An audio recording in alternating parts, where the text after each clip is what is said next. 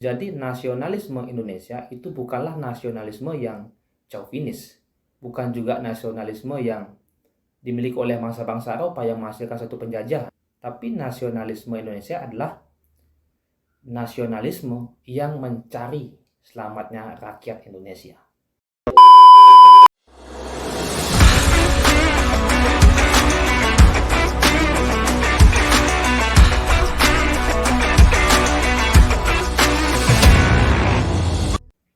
Halo, jumpa lagi di Gemilang Bali.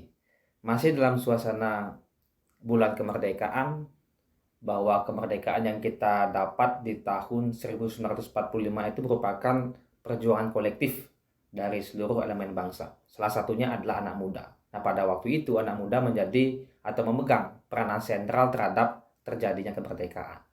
Namun, tidak kita pungkiri bahwa kemerdekaan itu terus mendapat yang namanya tantangan, terus mendapat yang namanya dinamika. Bahwa anak muda dengan perjuangan kolektifnya, dengan berkolaborasi dengan generasi-generasi di atasnya, ini menghasilkan satu perasaan yang kita namakan nasionalisme. Nah, kalau saja pada waktu itu tidak ada rasa nasionalisme yang tinggi, saya rasa tidak akan bisa kita menghirup udara kemerdekaan seperti yang kita rasakan hari ini. Nah, begitu tantangan pada zaman kemerdekaan dan juga hingga hari ini, ada sebuah kajian dari Lemhanas bahwa nasionalisme anak muda itu perlahan mulai terkikis. Salah satu sebabnya adalah perkembangan dari IT. Jadi semakin banyak arus informasi tidak serta-merta akan memberikan dampak yang positif. Tapi dengan adanya arus informasi ini memberikan satu tantangan khususnya di rasa nasionalisme. Karena apa? Karena bangsa Indonesia atau masyarakat Indonesia itu sangat mudah terpapar oleh nilai-nilai global. Ini yang menjadi pemicu utama menurut dari kajian Lemhanas. Sebelum kita masuk lebih dalam tentang nasionalisme dan juga ekspresinya hari ini, bahwa nasionalisme itu merupakan satu ajaran yang mengajarkan masyarakat itu untuk mencintai bangsa dan negaranya. Jadi dalam konteks nasionalisme itu bangsa dan negara itu berbeda, tetapi sebagai satu kesatuan. Sebagai bangsa yang merupakan komunitas atau kumpulan dari banyak orang yang mendiami satu wilayah, ini tidak dapat dipisahkan. Nah, maka dari itu, kalau kita lihat, mungkin saja generasi muda tidak lagi melihat nasionalismenya ini sebagai atau dalam sisi historisnya atau ideologisnya, tetapi melihat nasionalisme atau mengekspresikan nasionalisme ini ke dalam ekspresi-ekspresi yang lain atau bentuk-bentuk yang lain.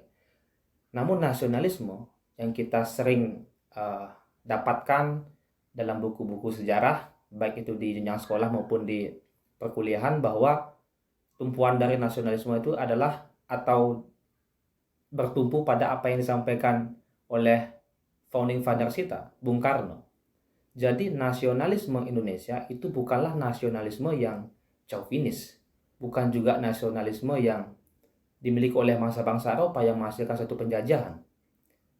Bukan juga seperti yang saya sampaikan tadi, chauvinis itu membanggakan bangsanya sendiri tapi mengecilkan bangsa lain. Tidak juga nasionalisme Indonesia itu jenggo nasionalisme atau nasionalisme yang melakukan ekspansi ke negara-negara lain seperti Perang Mongol contohnya yang dilakukan oleh Genghis Khan. Tidak seperti itu. Tapi nasionalisme Indonesia adalah nasionalisme yang mencari selamatnya rakyat Indonesia. Dalam arti lain, nasionalisme Indonesia adalah nasionalisme yang berperi kemanusiaan. Nasionalisme yang humanis. Jadi tumpuannya adalah manusianya. Objek subjeknya adalah manusianya. Itulah nasionalisme Indonesia.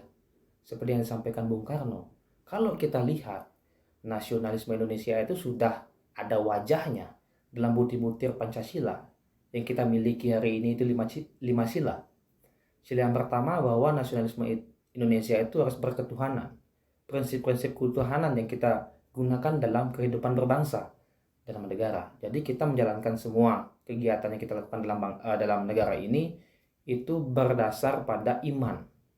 Yang dimana iman ini dihasilkan dari pemahaman kita terhadap ajaran-ajaran ketuhanan.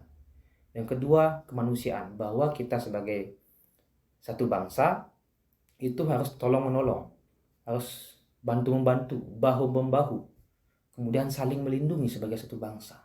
Ini nasionalisme Indonesia dalam konteks perkemanusiaan. Kemudian ada juga nasionalisme persatuan. Jadi kita bangsa Indonesia yang berbeda-beda suku, berbeda-beda agama, berbeda-beda bahasa, berbeda-beda adat istiadat dan seterusnya, tidak membuat kita terpecah belah, namun menjadikan kita sebagai alat pemersatu. Nah, ini nasionalisme Indonesia sampai kepada nasionalisme yang berkeadilan.